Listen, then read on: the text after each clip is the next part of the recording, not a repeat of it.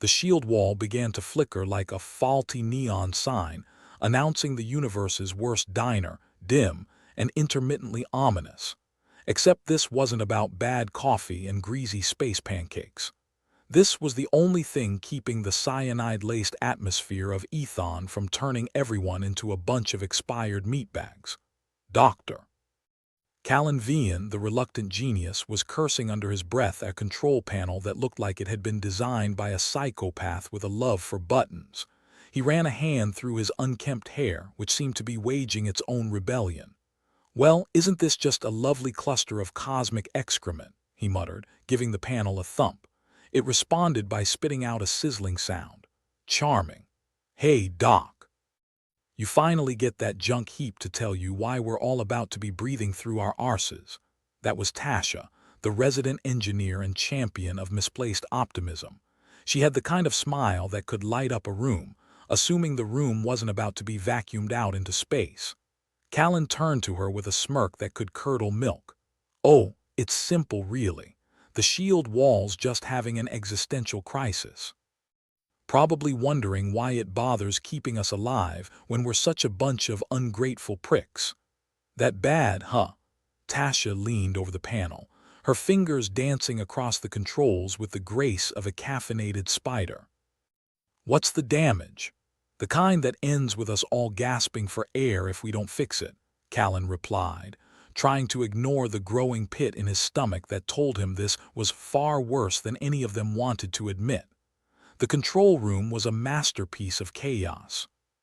Panels blinked with erratic lights, screens displayed data in a language that might as well have been gibberish, and the air smelled faintly of ozone, never a good sign when you're dealing with a planetary shield. "So, what'll it be? A quick fix, or are we taking up new careers as space debris?" Tasha asked, her eyes fixed on the flickering status screens. "Let's just say I've got more faith in my grandma winning a breakdancing contest," Callan said, trying to keep his voice steady. "The shield wall's integrity is dropping faster than my will to live every day I have to deal with this rust bucket." Tasha chuckled, her optimism stubbornly refusing to die. "Well, let me know when you're ready to throw in the towel. I've always wanted to see what cyanide rain does to a bad hair day." They both turned as a klaxon wailed, a sharp, grating sound that made Callan's teeth clench. He glanced at the screen, hoping for anything other than the truth. "Shield wall degradation at 30%, the computer announced in a voice too calm for the impending doom. "Environmental collapse imminent." "Imminent my arse," Callan muttered, snapping off the alarm. "We've got time, not much but enough to panic in style." Tasha rolled her eyes. "Your motivational speeches are second to none, Callan. Really, you should headline a seminar. The only seminar I'd give is how not to die stupidly on a dying planet. But first, we need a solution." He rubbed his temples, trying to force his brain into something resembling productivity. "Okay, how about this?" Tasha said, tapping her chin thoughtfully. "The shield wall's powered by those reactors, right? Maybe they need a little kick in the circuits." "A little kick? You mean like reprogramming the whole damn thing while it actively tries to murder us with its failure?" "Brilliant." Callan threw his hands up, the image of a man teetering on the edge of sanity. Tasha grinned. "Exactly. I knew you'd see it my way." "Fine, let's dance with the devil," Callan sighed, pulling up the schematics. "But if this goes wrong, I'm blaming you." They worked in tense silence, the weight of their potential doom hovering like a persistent migraine. Callan's hands moved with practiced efficiency, a symphony of keystrokes and hurried glances at fluctuating power outputs. "You ever think," Tasha said, breaking the quiet, "that maybe we're just ants under some cosmic kid's magnifying glass?" "All the time," Callan replied, smirking as he bypassed a particularly stubborn security protocol. "But at least ants don't have to deal with paperwork." Tasha. Tasha adjusted a series of dials, her brow furrowing in concentration.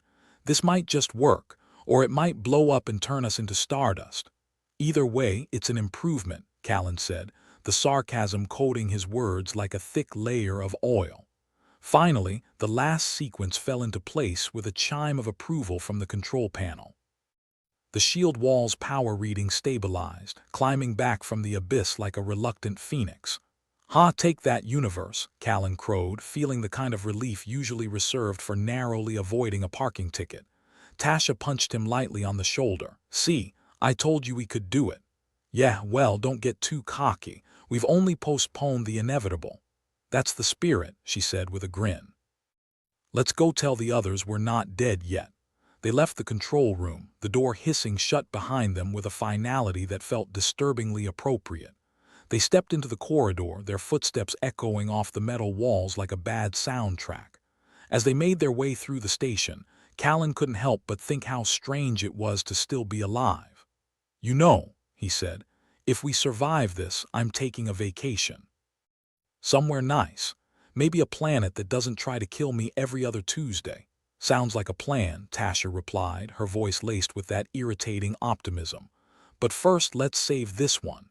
They reached the main hub where a crowd had gathered, their faces a mix of fear and hope. Callan cleared his throat, drawing their attention. "Good news, everyone, we're not dead yet," he announced, earning a round of nervous laughter.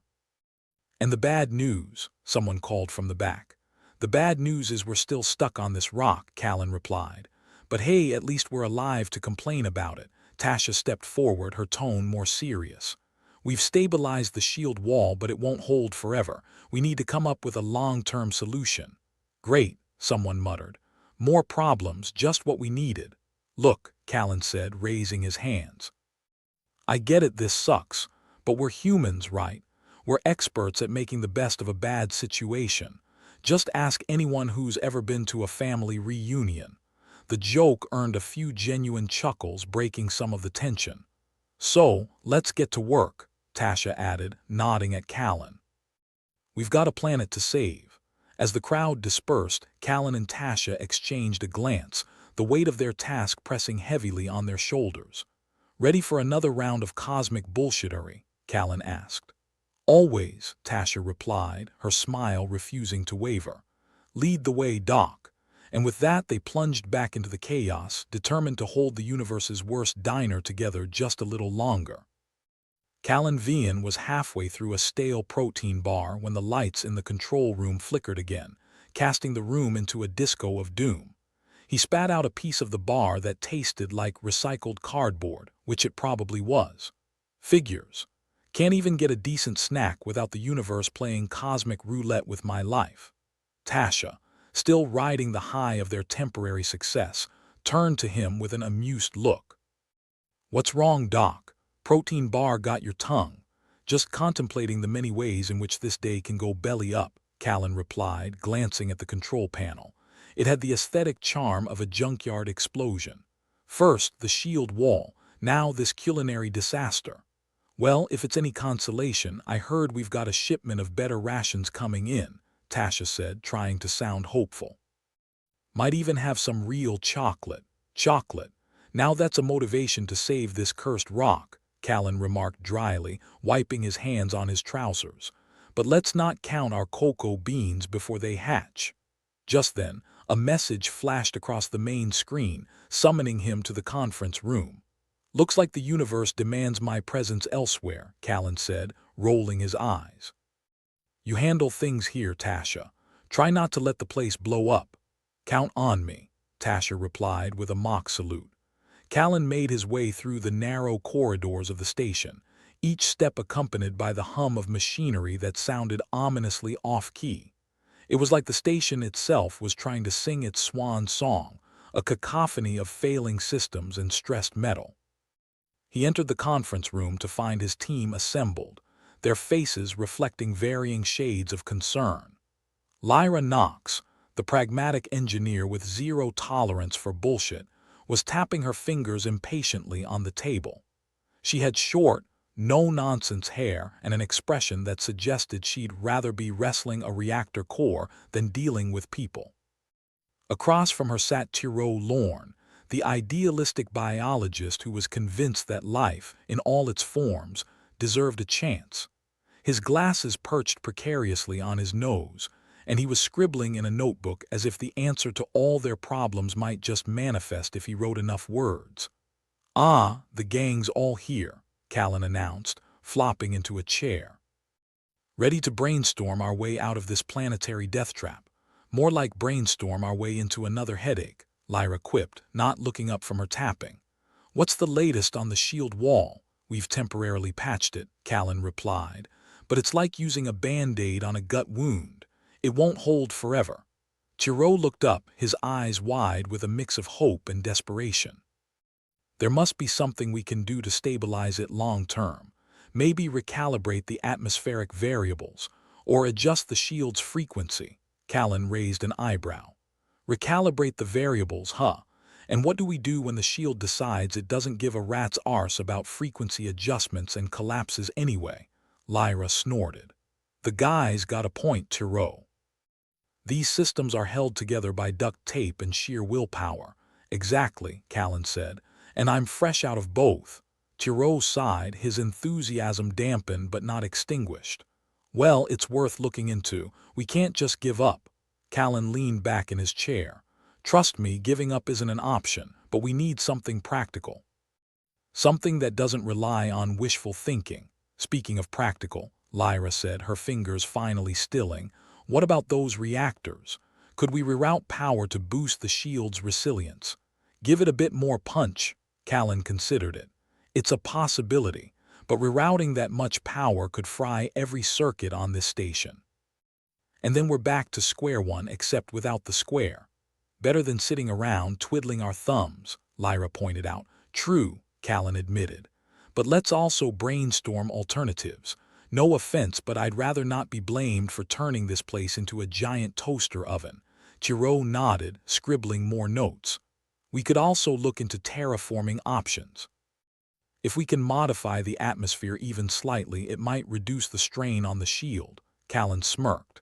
Terraforming, huh? And how long would that take? A decade? A century? Because I don't know if you've noticed, but we're on a bit of a timetable here. It's just an idea, Tiro said defensively. We've got to consider all possibilities. Sure, let's put it on the list, Callan said. Right next to pray for divine intervention.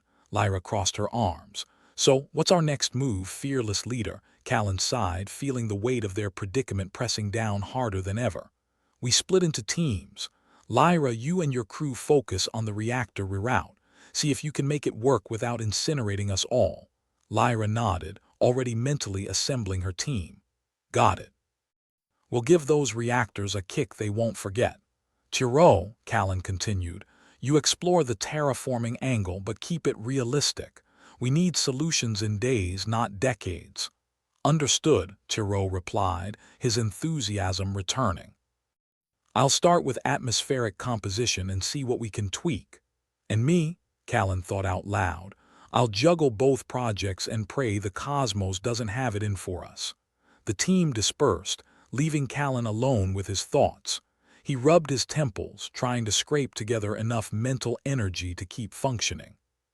Saving a planet from implosion was exhausting work, especially when everything seemed hell-bent on making it harder. He headed back to the control room where Tasha was still monitoring the flickering screens. She glanced up as he entered. How'd it go? Oh, the usual, Callan replied. Hopeful ideas, grim realities, and a dash of impending doom. So, business as usual, Tasha said with a wry smile. Pretty much. How's our patient doing? He gestured to the control panel. It's stable-ish, Tasha said, but I wouldn't start celebrating just yet. It's hanging by a thread. Callan grimaced, staring at the data streams. Let's hope that thread's made of something stronger than my will to deal with all this. They worked side by side, adjusting systems, running diagnostics, and occasionally exchanging sarcasm to keep morale from plummeting into the abyss.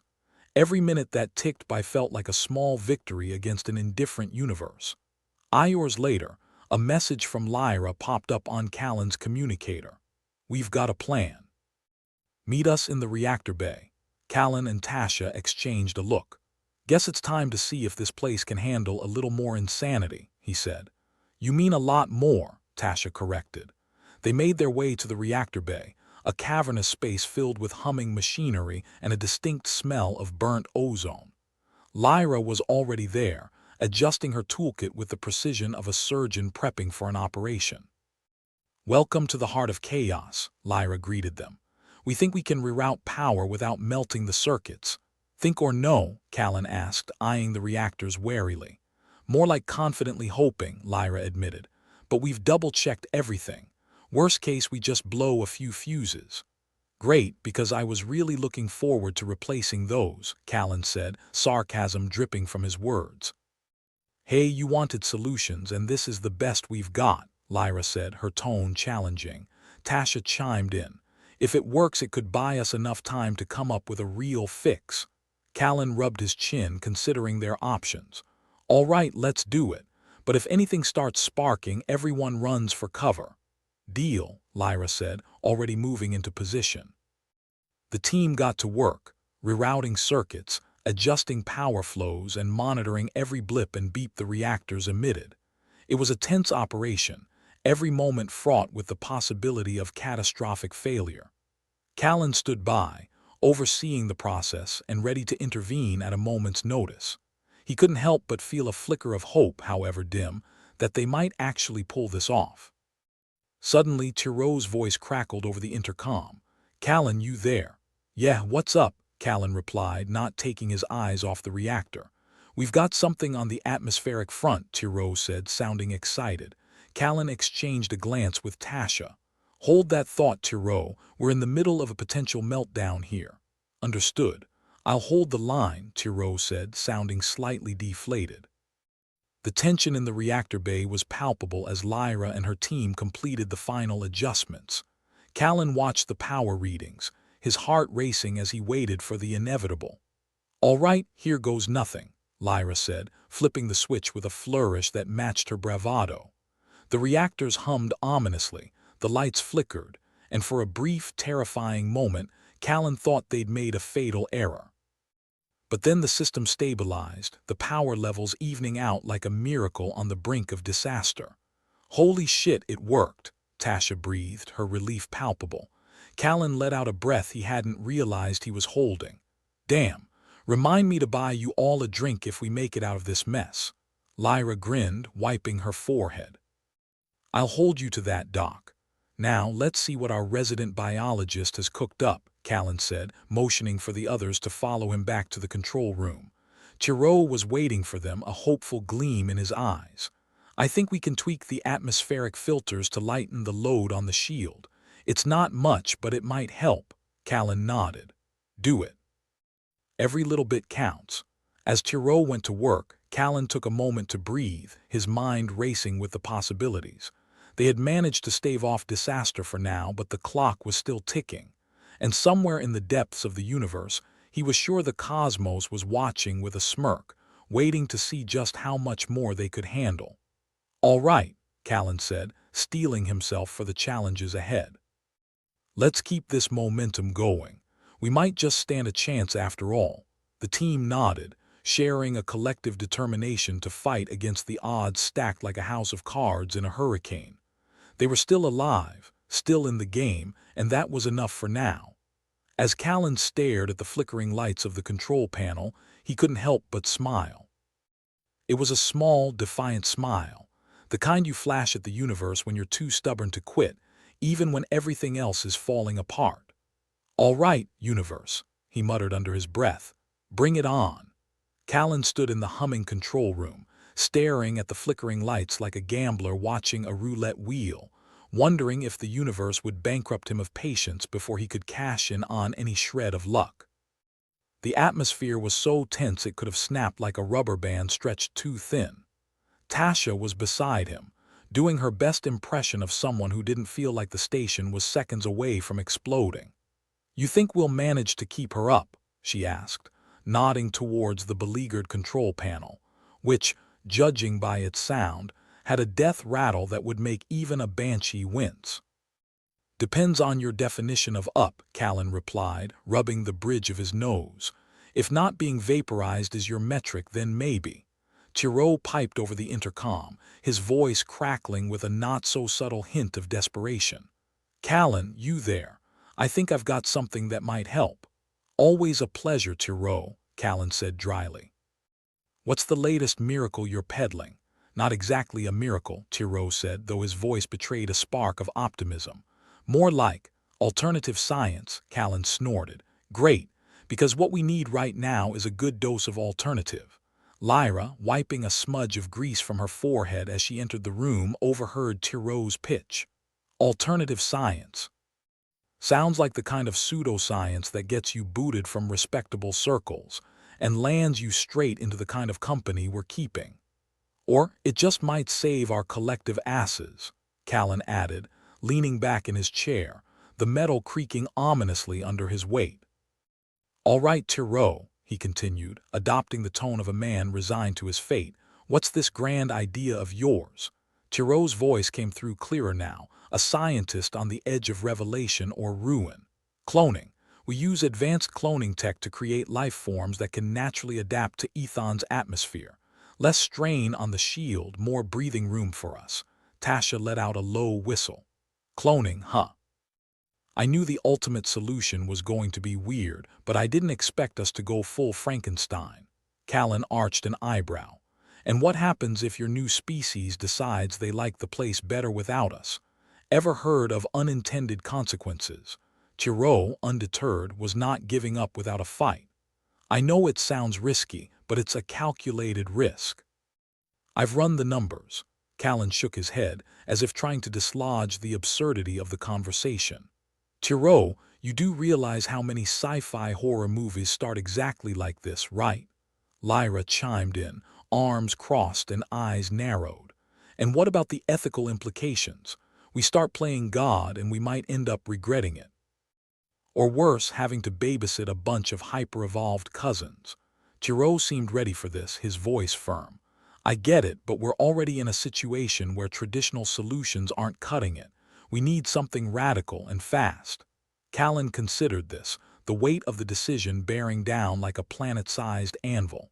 All right, let's say we entertain this insanity. Where do we even start? I'm not exactly equipped with a mad scientist's lab. Lyra, ever the pragmatist, spoke up. We've got the old biolab in Quadrant 3. It's mostly been gathering dust, but the equipment should be serviceable. Barely. Tasha, ever the optimist in their little band of doom-mongers, added, and if it doesn't work, at least we'll have tried something different. Beats twiddling our thumbs waiting for the shield to give up the ghost. Callan sighed, feeling the drag of exhaustion claw at him. All right, let's plan this out. Worst case, we just accelerate our rendezvous with Oblivion. Best case, we pull off something so absurd it might just work. The team assembled in the improvised lab, the air thick with the scent of old electronics and the slightly metallic tang of desperation. Thierry was already knee-deep in data streams, surrounded by screens filled with complex genetic algorithms. Welcome to our new temple of madness, Lyra quipped, eyeing the rusting equipment with a mix of disdain and grudging respect. Home sweet home for the foreseeable future. Callan glanced around, taking in the chaotic mess with a practiced eye. Looks like a garage sale for failed dreams. Thierry, unperturbed, gestured at a particularly ancient-looking console. This is where the magic happens. Once we get the DNA sequencing right, we can begin with the cloning process. Magic, Callan repeated, deadpan. I've always wanted to pull a rabbit out of a hat. Preferably before the hat collapses into a singularity. How long do you think it'll take to see results? Tasha asked, a note of cautious hope in her voice. Thierry rubbed his chin thoughtfully. Assuming we don't blow up the lab, a few days to get the sequencing right, then we can start the cloning. Callan nodded, a grim determination setting in. All right then, let's get to work. Time's not on our side, and if we're going down this rabbit hole, we might as well jump in feet first. The team plunged into their work, the lab buzzing with activity, and the occasional colorful expletive as they wrestled with stubborn machinery and recalcitrant data. Hours turned into days, the oppressive pressure of their impending doom an ever-present specter at their shoulders. Yet even in the darkest corners of despair, there was a flicker of camaraderie, a shared resolve to defy the odds and tell fate to shove it where the sun didn't shine. One evening, as they took a rare break, Tasha passed around the last of the stale protein bars, their rations dwindling along with their patience. "To the future," she said, raising her bar in a mock toast. "May it be slightly less crap than the present." "Cheers," Callan muttered, forcing down the tasteless morsel, his mind whirring with possibilities and pitfalls. Eventually, Tiro declared a breakthrough, his face illuminated by the glow of a display screen like a prophet receiving divine insight. "I think I've got it. The sequence looks promising." Lyra peered over his shoulder, skeptical but intrigued. "Promising or just less likely to explode in our faces?" "Promising," Tiro insisted, a hint of triumph in his voice. "But we'll have to run a few tests to be sure." Callan glanced at the clock, noting the hour was growing late, and their window of opportunity was shrinking faster than a politician's promises post-election. "Then let's get those tests running." "We don't have the luxury of time." As Tiro set the systems in motion, Callan felt a strange mix of fear and hope knotting in his stomach. If they succeeded, they might just pull Ethan back from the brink. If they failed, well, at least they'd go down swinging. The lab was a flurry of controlled chaos, the team working with the kind of synergy that only emerged when lives were on the line. Each error was met with gritted teeth and muttered curses, each success with cautious optimism that felt almost alien in its rarity. Then finally, the moment of truth arrived. Tiro, with a flourish that defied the gravity of their situation, announced, "It's ready. We can begin the cloning process." Callan exchanged a glance with Lyra, who shrugged. "No guts, no glory," she said. "Or no guts, no funeral," Callan said, stepping forward to initiate the sequence with a mix of dread and anticipation. The machinery hummed to life, the lab lights flickering as if the universe itself was holding its breath. The team watched, hearts pounding, as the process unfolded before their eyes. The lab's holographic display projected an image of the creature they were attempting to create, an organism tailored to survive Ethan's harsh atmosphere, its design drawn from the depths of Tiro's fevered imagination and desperate calculations. "Here goes everything," Tiro murmured, fingers dancing over the console with the precision of a maestro conducting an orchestra on the verge of collapse. The cloning chambers buzzed, a low, resonant sound that sent shivers down Callan's spine. The room was silent, save for the rhythmic pulse of machinery working towards an uncertain future. "How long till we know if it works?" Tasha asked, her eyes glued to the holographic display as if willing it to succeed through sheer force of will. "Could be hours, could be days," Tiro replied, his voice tinged with exhaustion and hope. "But if the sequencing holds, we might just have a fighting chance." Callan nodded, his mind a whir of what-ifs and maybes. For now, they had done all they could. The rest was up to a fickle universe and the machinations of their own desperate gamble. "Let's get some rest," he said, his voice a ragged blend of command and entreaty. "We'll need our strength for whatever comes next." As the team reluctantly dispersed, Callan lingered a moment longer, gazing at the flickering lights of the lab as if seeking guidance from the ghosts of failed scientists past. He knew they were walking a razor's edge, balancing on the precipice of salvation or oblivion. But for the first time in what felt like an eternity, there was a flicker of light at the end of the tunnel. "Universe," he muttered, a wry smile tugging at his lips, "we're not done yet." And with that he turned away, ready to face whatever new challenges awaited in the cold, uncaring expanse of space. In the dimly lit lab, the tension was thicker than genetically engineered soup. Tiro was hunched over his console, tapping away like a man possessed, while the rest of the team hovered around, alternating between nail-biting anticipation and sarcastic banter. "Well, if this doesn't work, at least we'll have the comfort of watching our last effort blow up spectacularly," Lyra quipped, her voice dripping with the kind of optimism one only finds at the edge of a cliff. Callan scratched his chin, the stubble rasping under his fingers. "Look on the bright side, Lyra. If it fails, you can always say you told us so. Silver linings and all that." Tasha, perched on a stool that looked like it might collapse under the weight of a heavy sigh, piped up. "Yeah, and if we succeed, we get to add mad scientists to our resumes.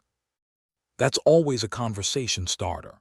Assuming we live to have any conversations, Callan muttered, glancing at the display that held their fate in its unforgiving glow.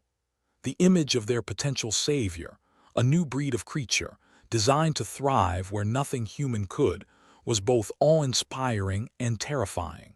It looked like a bad marriage between a salamander and a nightmare. Tiro tapped a few more buttons, then leaned back, wiping sweat from his brow. Okay, folks, we're about to find out if we've just made history or a colossal mistake. Place your bets. Lyra snorted. My money's on colossal mistake. Pays out better. The machinery hummed, a deep, rhythmic sound that vibrated through their bones. The cloning chambers were doing their enigmatic dance, and all anyone could do was watch and hope the universe had a sense of humor.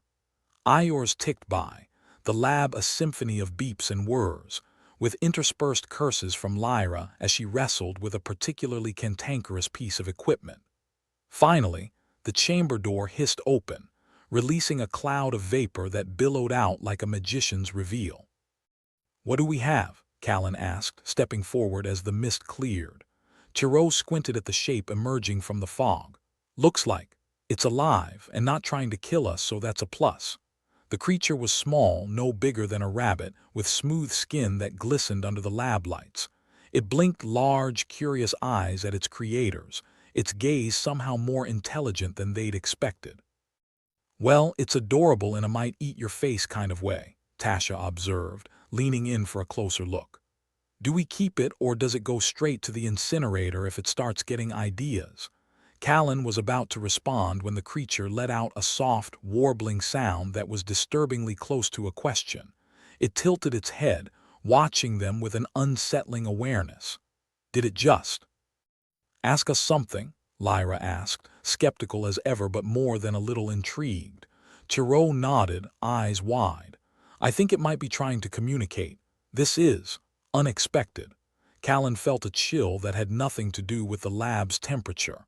Unexpected as in we've accidentally created an intelligent species. Because that's a whole new level of screw-up. The creature emitted another series of sounds, its gaze flicking from one face to another. It was clearly trying to figure them out, and Callan couldn't help but feel they were being judged by a sentient petri dish. So, now that we're all standing around making faces at it, what's the plan? Lyra asked, arms crossed. Do we try to teach it to fetch, or does it have bigger aspirations? Tiro was already typing furiously, pulling up data on the creature's genetic makeup. There's more to this thing than we anticipated. Its neural pathways are highly developed, much more so than anything I modeled. Fantastic, Callan said, deadpan. We've gone from playing God to playing with fire. And we're fresh out of marshmallows. Tasha shook her head, a mix of admiration and exasperation in her voice. Leave it to us to create a potential overlord instead of a simple solution. Should we be worried? Lyra asked, eyeing the creature as it toddled around its enclosure, clearly keen on exploration.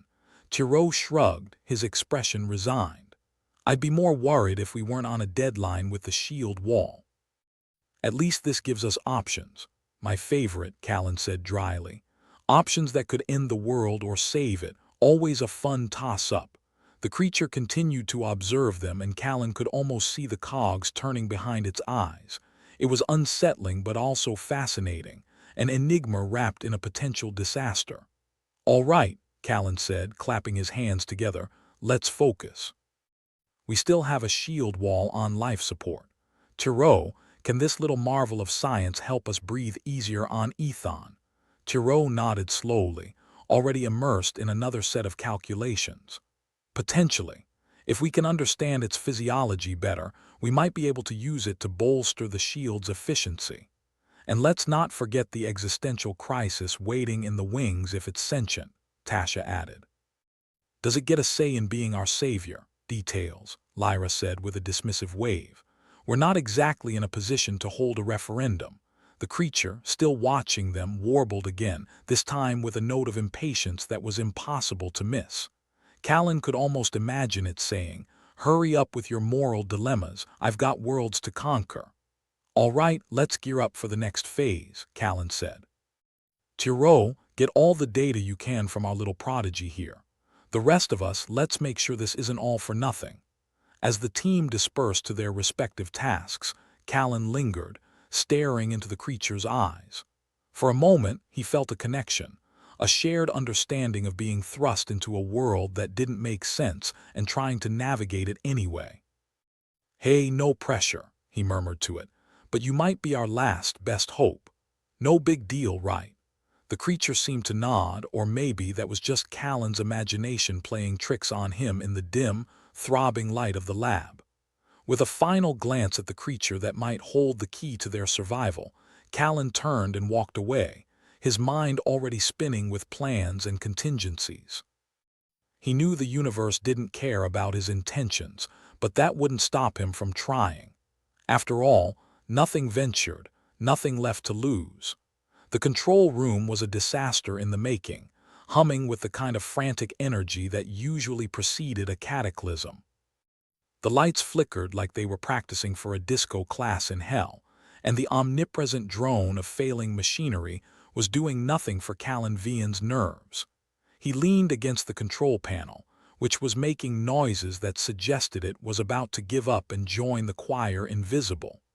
Shield walls holding by a thread, Callan said, addressing the room at large. So if anyone has a brilliant idea, now's the time to speak up, or forever hold your peace, which, given the circumstances, might not be that long. Tiro was buried in his console, fingers a blur. I'm running simulations as fast as I can, he muttered, not looking up. But if the shield goes down, we won't need to worry about the clones. We'll be too busy dying of cyanide poisoning. Well, that's a relief, Tasha quipped, her tone as dry as the ethon atmosphere was toxic. At least we'll go out in style, or at least in a way that'll make a good story if anyone's left to tell it. Lyra snorted, not bothering to look away from the stubbornly uncooperative display in front of her. I'm sure the universe is quaking in its boots, Tasha. Let's focus on not becoming a cautionary tale. Callan ran a hand through his hair, which was protesting about as much as the control panel. Speaking of cautionary tales, what's the latest on our little science experiment? Tiro finally tore his eyes away from the console, rubbing tiredness from his eyes. The creature's still alive, still not eating anyone's face. That's the good news. The bad news is it's showing increased signs of intelligence. We're talking tool use, problem solving, maybe even language, Callan sighed. Great. So we've made a science project that might be smarter than us. Never thought I'd die getting outwitted by a lab-grown salamander. Could be worse, Lyra offered, twisting a stubborn bolt with the finesse of someone who was just about ready to throw it against the wall. Could be that thing is our only hope of patching the shield long enough to escape. Tasher raised an eyebrow. Escape to where? There's nowhere less lethal than here within 1,000,000 miles, and unless we sprout wings or develop a love for cyanide, we're stuck. Optimism, Tasha, Callan said with a smirk. It's what keeps us going. Actually, Lyra countered, it's usually the caffeine. Or spite, Tiro added, eyes back on the console. Never underestimate the power of spite. Callan shook his head, watching as the holographic diagram of the shield wall flickered ominously. I'd settle for some good old-fashioned luck right about now. The creature in its enclosure, designated Subject Alpha, because creative naming wasn't high on the list of priorities, was busy conducting its own examination of the lab.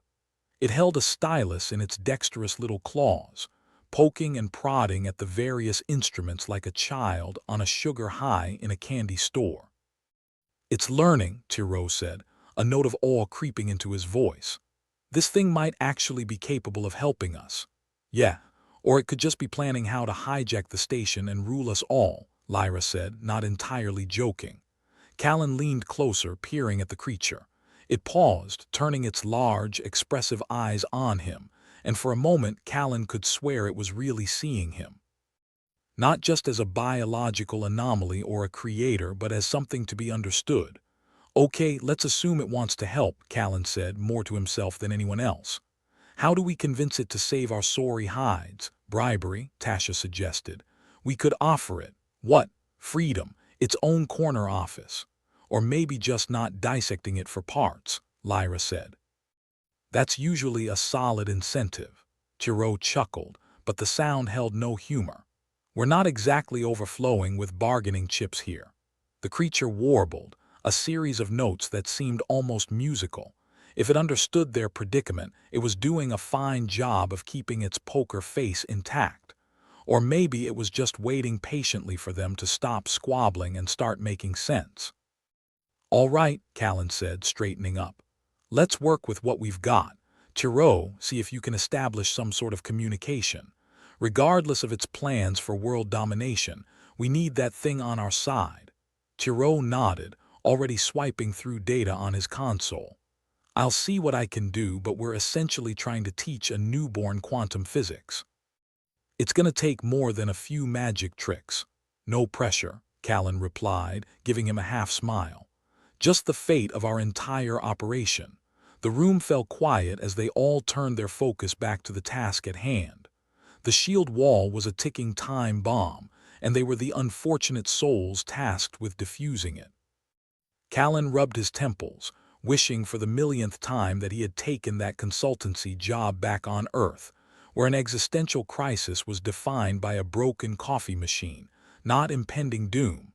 As if sensing his thoughts, the console beeped an alert so shrill it nearly made him jump. "What's happening?" Callan demanded, hoping it was just another false alarm. "The shield's collapsing faster than expected," Tiro said grimly, typing furiously. "I'm working on rerouting power, but we're running out of time." "Isn't that always the way?" Tasha said, pushing herself into action. "We finally get a little hope and the universe pulls the rug out from under us." Callan clenched his fists. "We've come too far to go out like this. Lyra, any chance we can boost the shield's integrity with the creature's physiology?" Lyra bit her lip, eyes scanning the data.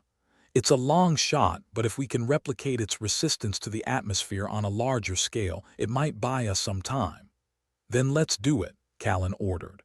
"Tiro, start working on the integration protocols. Tasha, help Lyra with whatever she needs. We need this now."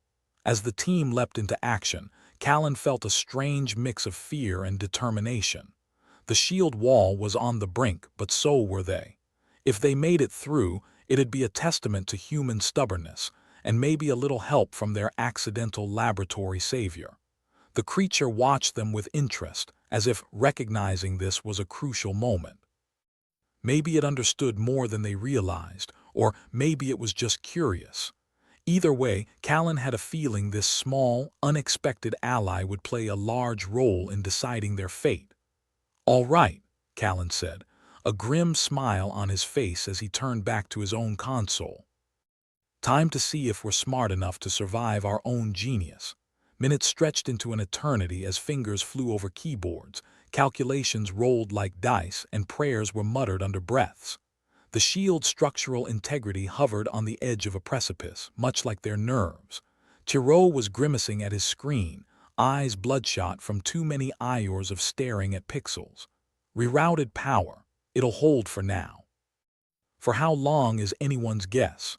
"Long enough for us to hopefully not die screaming," Callan said. "That's a start."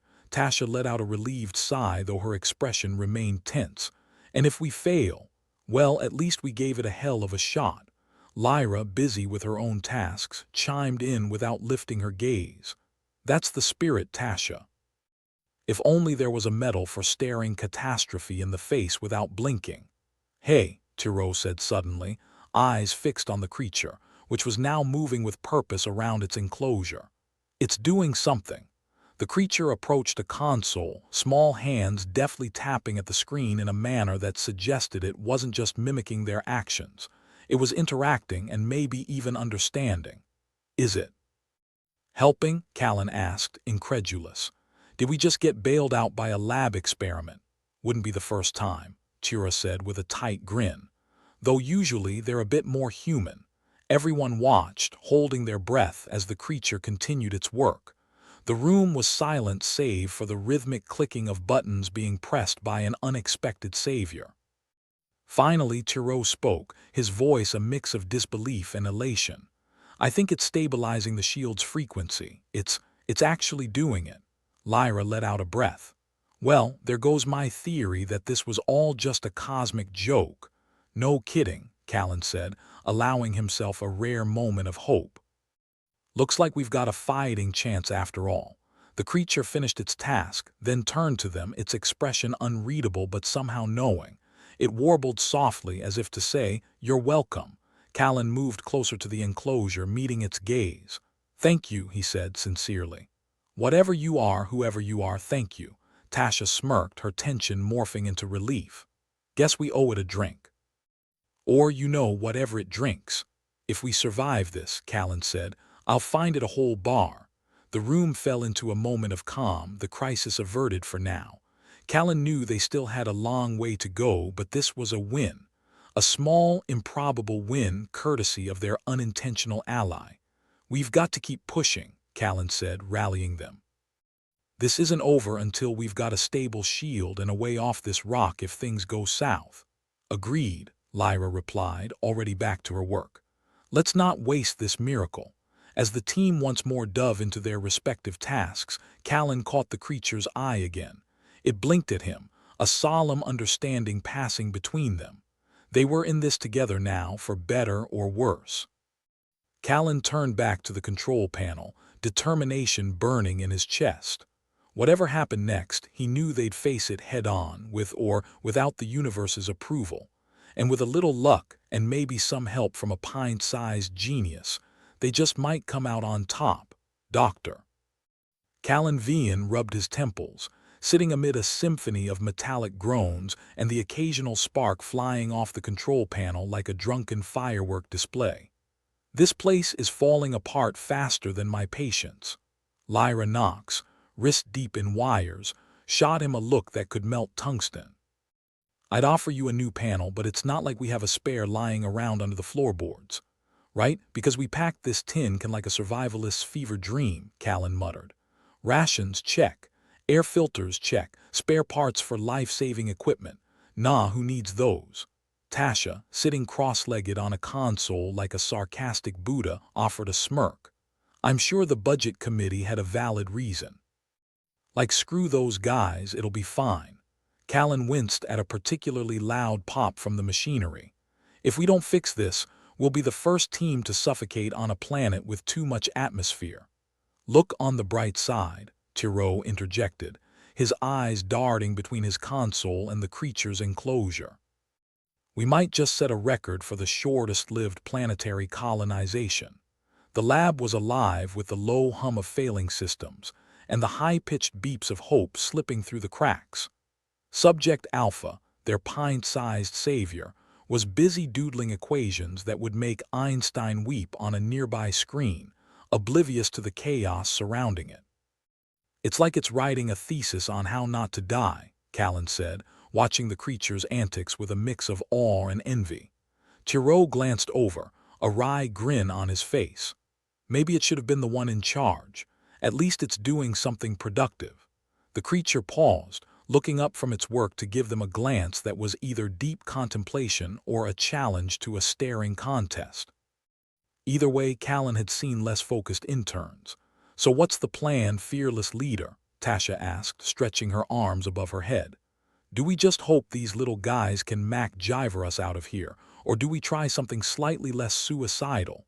Callan scratched his chin, trying to think past the fog of exhaustion. "We're betting it all on their unique abilities. If they can stabilize the ecosystem, it might buy us the time we need." Lyra looked up from her task, grease smudged across her forehead like war paint. "That's a big if. We've got no idea what these things are fully capable of." "True," Callan admitted, "but it's either that or we start knitting cyanide-proof sweaters." "Always wanted to try knitting," Tiro said absently, his attention still glued to the console. "Though I'd prefer not to under these circumstances." Tasha slid off her perch, her expression a mix of annoyance and resignation.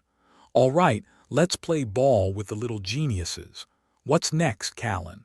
He took a deep breath, knowing every decision from here on out was a double-edged sword. We need to integrate their physiological resistance into the station systems, see if their modifications can stabilize the air levels. Lyra looked skeptical. And if they decide to turn us into their personal science project instead? Callan shrugged. We get to be the first human footnotes in their research paper on how not to build a space station.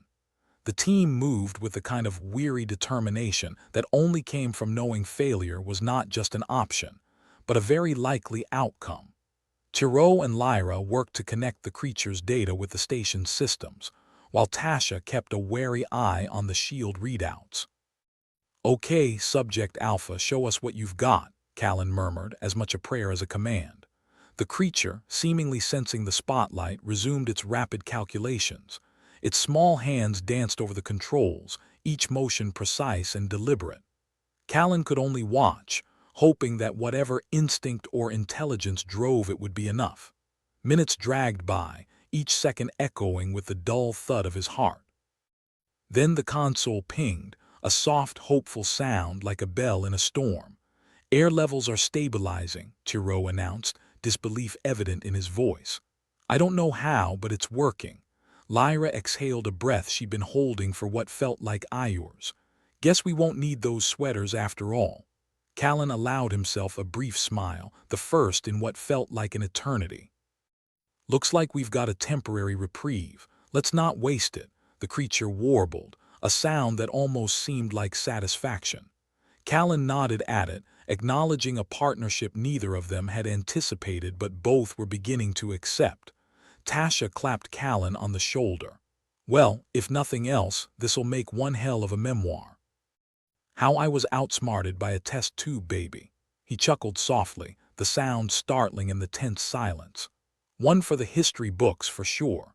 The console's lights flickered, yet another reminder of their precarious situation. Callan's moment of levity vanished as reality reasserted itself. The station was still on the brink, and while the clones had given them breathing room, the clock was still ticking. "All right, folks, let's get back to work," he ordered, the familiar weight of leadership settling back onto his shoulders. "We need to find a more permanent solution." Lyra wiped her hands on her trousers, leaving greasy smudges. "We can't rely on miracles forever." "No," Callan agreed. "But for now, a miracle's all we've got." As the team returned to their tasks, Callan took a moment to observe Subject Alpha. The creature was again absorbed in its work, contributing in ways they were only beginning to understand. "Let's hope this isn't the universe pulling a fast one on us," he muttered, turning back to his panel. The station groaned around them, a constant reminder of how close they'd come to oblivion. But Callan felt a spark of something he hadn't in a long time: hope. It was fragile and uncertain, but it was there, a flicker in the darkness. "Just another day in paradise," Tasha said, her voice heavy with irony. Callan snorted. "Yeah, paradise with a side of cyanide." "Wouldn't have it any other way," Tiro added, chuckling even as he continued his calculations. With renewed vigor, the team continued their work. There were still countless obstacles ahead, and each was as treacherous as the last. But with the clones' unexpected assistance, they had a chance, a slim, improbable chance, to see tomorrow. And as Callan glanced one last time at Subject Alpha, he couldn't help but wonder if they'd stumbled upon something grander than survival. Perhaps they'd found an ally, an unexpected partner in the tapestry of unlikely events that had brought them here. But for now, the only thing that mattered was getting through the next day, the next hour, the next minute. And with that in mind, Callan returned to his console, ready to face whatever fresh hell awaited them. Because in the end, there was nothing more human than clinging to hope in the face of despair, even if it came from the unlikeliest of places. Callan Vian was still rubbing his temples, more out of habit than hope, when the clamor of the lab suddenly shifted. Instead of the usual cacophony of failing tech, there was a peculiar silence broken only by the occasional beep. It was the sound of something miraculous or terrifying, achieving tenuous stability. He glanced at the screen where Subject Alpha, their diminutive savior, had been scribbling its life-saving equations. Except now, it wasn't alone. A smaller, sturdier version of Subject Alpha stepped forward, eyes gleaming with an unsettling intelligence. Callan had to admire the tiny creature's audacity. It seemed to possess more confidence than half the human race. "Meet Arix, our new chief engineer," Tiro announced with a sarcastic flourish, waving a hand at the little genius who appeared ready to challenge Murphy's Law with a vengeance. Lyra, the grease-streaked warrior of wires, snorted. "Great. Now we've got a clone with a superiority complex."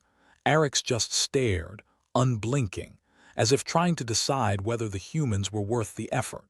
It raised one finger, a very human gesture, towards the control panel and began tapping commands with the confidence of someone who had been doing this for years, not minutes. "Is it just me, or do you feel like the universe is playing a cosmic prank?" Tasha asked, perched once again on her console throne, a smirk tugging at her lips. "Feels more like it's giving us a wedgie," Callan replied, watching Eric's work. "Let's just hope it's the kind that comes with a rescue, not a pantsing." Meanwhile, the machinery around them was actually sounding less like it was about to explode and more like it was simply grumbling. The shield wall's ominous hum softened, the lights stopped flickering as much, and even the air seemed less like it was trying to kill them. Lyra turned to Callan, her eyes skeptical. "So, what's the plan?" "Pray the little guy doesn't decide to declare dominion over us." Callan shrugged, scratching his chin, a motion that had become second nature whenever he was trying to look like he had a plan. "We work with them, for now. Eric seems keen on keeping us alive, which is more than I can say for some government reps I've met." Tiro chuckled, nodding towards the console where Arix had managed to pull up a series of diagnostics that even their seasoned systems couldn't decipher. "If this keeps up, we'll be the first space station to be run by a pint-sized overlord." "Hey, less overlord, more savior," Callan corrected, though his grin betrayed his own skepticism. "As long as we remember who holds the airlocks, we should be fine." Subject Alpha, now taking a backseat as Arix led the charge, gave a warbling chirp of agreement. Or maybe it was disdain. Hard to tell with creatures that barely came up to your knee. "All right, Arix, show us what you've got," Callan said, feeling like he was addressing a particularly demanding child prodigy. Arix commenced a rapid series of commands, the console lighting up like a very optimistic Christmas tree. The station's systems, previously feeble and gasping for life, responded immediately, their functionality restored beyond anything Callan had dared hope. Air quality stabilized, power consumption optimized, shield integrity. "Holding," Tiro reported, his voice tinged with awe and just a hint of jealousy. "It's like it's rewriting the rules of physics, or just doing what we couldn't be bothered to figure out," Lyra muttered, shaking her head. The lab, once a cacophony of impending doom, now hummed with a strange harmony. Arix and the clones were proving to be not just saviors but architects of a new way of surviving on Ethon. "So, what now?" Tasha asked, stretching her legs as her eyes took in the relative calm. "Do we start taking orders from the little guy?" Callan laughed, the sound surprising him. "Only if it decides to bark. Otherwise, we keep at it. Let them stabilize our systems while we figure out how to keep them happy." "I didn't sign up to babysit," Lyra teased, but there was a relief to her voice that wasn't there before. "Could be worse," Tiro pointed out. "We could be babysitting government officials." Callan clapped his hands together, feeling a rare sense of camaraderie. "All right, folks, let's work with what we've got. If Arix and its crew can keep us breathing, we'll do the heavy lifting." "About time someone else did the thinking," Tasha added, hopping off her console as if she'd been recharged too. As their sarcastic banter filled the room, Callan found himself truly believing in their motley crew for the first time. Sure, they were still hanging by a thread, and yes, their survival now depended on the whims of a bunch of hyper-intelligent clones. But somehow, It all felt like a step in the right direction. Just a regular day in the life of an interstellar pioneer, Callan mused. With a side of near-death experiences, Lyra quipped, smirking as she tightened a wire. Wouldn't have it any other way, Tiro replied, making adjustments to the console as Arix continued its work. As the hours passed, the once chaotic lab settled into a rhythm, a strange symbiosis of human and clone efforts. The station began to feel less like a death trap and more like something remotely resembling a home. Or at least, less likely to serve as their premature grave. Callan watched as Arix and its fellow clones continued their work, a small part of him still hesitant to fully trust their new allies. Yet, as he saw the progress they made, the cooperation that unfolded, he couldn't help but feel a swell of something he hadn't felt in a long time: optimism. "Let's hope this isn't the calm before the storm," Tasha said, breaking the momentary silence with her usual brand of sarcasm. "Pretty sure we're always in the eye of something," Callan replied, though for once the humor felt less like a coping mechanism and more like genuine hope. Tiro, who'd been monitoring the clones' progress with barely contained excitement, finally turned to Callan. "You know, if we survive this, someone should write a book about it," Callan chuckled, nodding. "Call it How to Almost Die in Space and Make Friends with Clones While You're at It." "Catchy," Lyra dryly noted, though even she couldn't completely hide the smile twitching at her lips. As they continued their work, Callan found himself thinking about the future, not just their immediate survival but what might come after. If the clones could stabilize the station, perhaps they could help pioneer a new kind of life on Ethon.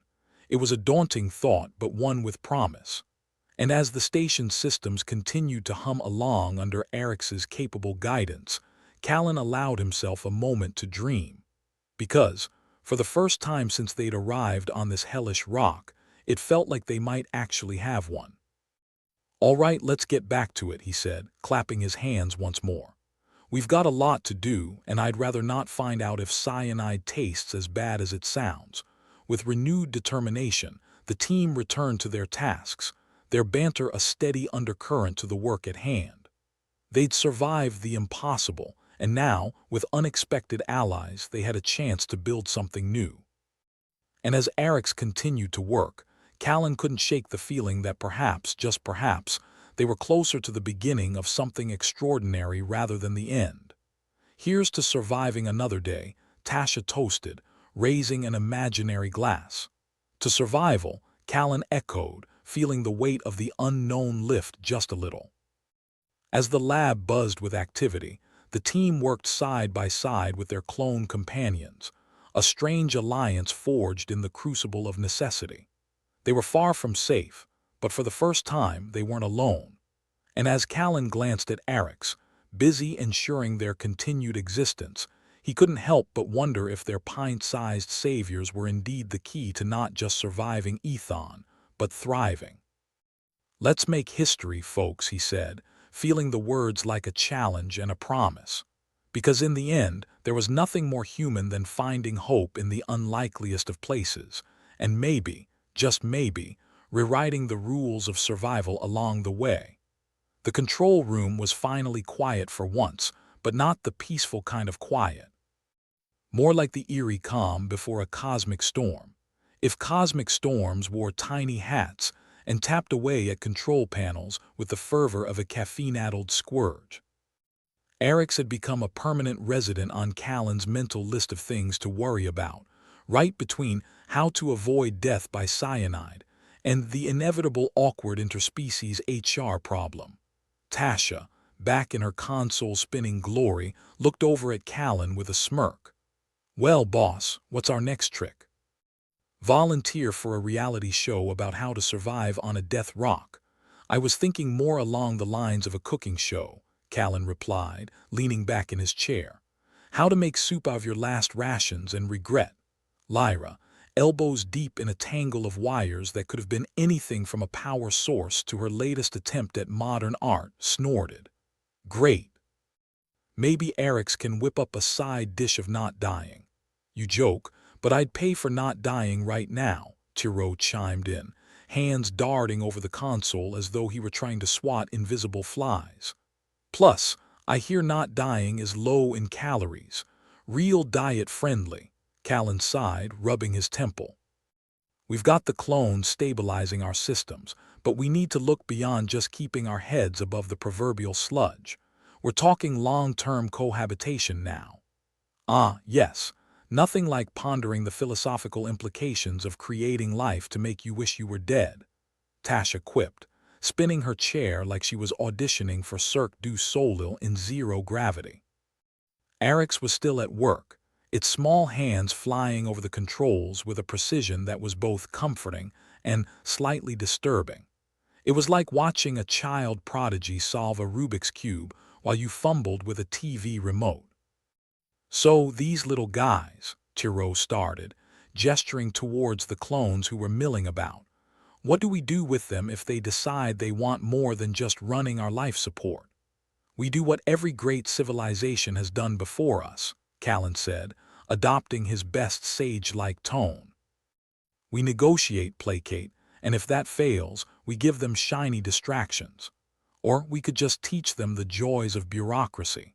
That's enough to bore anyone into compliance, Lyra added, pulling free a particularly stubborn coil of wire with a victorious grin.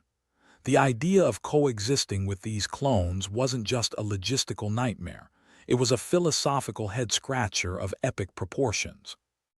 What would happen when their creations started asking questions, wanting more than just to maintain the status quo? What if one day they wanted to be more than the sum of their programming? Tasher raised an eyebrow. Ever think we're playing God a bit here? Making life, dropping it on a crap planet and telling it to get along with the natives. Callan rubbed his chin, his go-to-move for channeling existential dread into something resembling thought. Yeah, but I've seen gods with worse plans. At least we're giving these little ones a fighting chance. Right, because everyone dreams of a cyanide-tinged paradise, Lyra replied, her tone drier than Ethon's atmosphere. Arix continued its work, oblivious, or simply indifferent to the human debate raging around it. The clones might not have been asking existential questions just yet, but you could bet your airlock it was only a matter of time. Maybe we should start thinking about what they might need to, live, Tiro suggested, tapping thoughtfully on his console. Cause living isn't just about surviving. Even I know that, Tasha nodded. Yeah, maybe we should ask them what they want. Besides not getting fried by the atmosphere or squished by our boots, that is. Callan looked at Arix, watching as it orchestrated the systems with the kind of ease that suggested it knew exactly what was at stake. Arix, he said, more to himself than anyone else, what do you want? The clone stopped, its head tilting slightly as if considering the question. It turned those unsettlingly bright eyes on Callan and chirped a sequence of notes that sounded suspiciously like laughter. Well, at least one of us is amused, Tasha said, stifling a yawn. But seriously, what if they want to go beyond just being maintenance buddies? Callan shrugged. Then we adapt, we learn. We could be on the brink of creating something new here, something that redefines what it means to be alive on Ethon. Or redefine what it means to be unemployed, Tiro joked, but the underlying unease was clear. Lyra crossed her arms. As long as they don't start asking about pensions or paid vacation, I'm all in. The team sat in a thoughtful silence for a moment, everyone contemplating the future they were about to share with their creations. It was one thing to create life, another entirely to coexist with it. Yet, as much as it was a challenge, it was also an opportunity to do better, to be better. All right, team, Callan finally said, breaking the silence. Let's get proactive. We've got a bunch of potential geniuses here who might just save our sorry hides if we treat them right. And if they don't overthrow us first, Tasha added, unable to resist one last jab. As the hours passed, the lab continued its transformation into a collaborative environment. Humans and clones working side by side, learning from each other. And while Callan knew they weren't out of the woods yet, hell, they might never be, he couldn't help but feel a sliver of hope. They might have created life on a toxic planet, but maybe, just maybe, they were creating something more than that, a future. It wouldn't be easy, but then again, what worthwhile thing ever was? Okay, let's map out what they'll need, Tiro said, already pulling up diagrams and notes. Housing, education. Little clone dance part is to boost morale. First things first, Callan replied. Let's figure out how to keep us all alive, and then we can worry about morale. Lyra glanced at Arix, who was still engrossed in ensuring their continued existence. I think they're already a step ahead of us on that front. As they worked, the team couldn't help but feel a strange camaraderie with their clone companions. Maybe it was the shared struggle or the mutual dependency, but whatever it was, it felt like a step in the right direction. To a new era of cooperation, Tasha said, raising her non-existent glass again, the gesture more sincere this time. To not screwing it up, Callan replied, the weight of the unknown feeling just a bit lighter on his shoulders. In the end, it wasn't about control or power. It was about finding a way to coexist. Callan knew they had a long way to go, but for the first time, it felt like a journey worth taking. As the lab buzzed with activity, human and clone efforts weaving together in a unique symphony of survival, Callan allowed himself a rare smile.